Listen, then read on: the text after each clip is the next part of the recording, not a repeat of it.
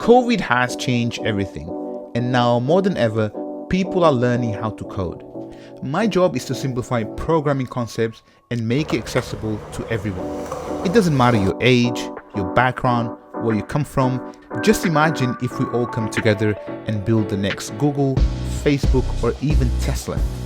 Together we can change the world.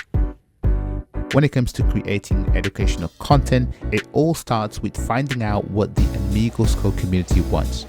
Then I go off and build a side project, break it down into sections, record the videos, and finally, lots and lots of editing.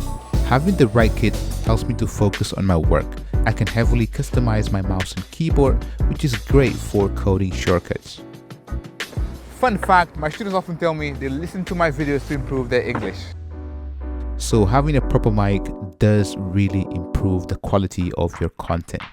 Throughout Amigoscode, I've met so many students around the world, and I have also learned so much from them. And this is why I love coding and teaching.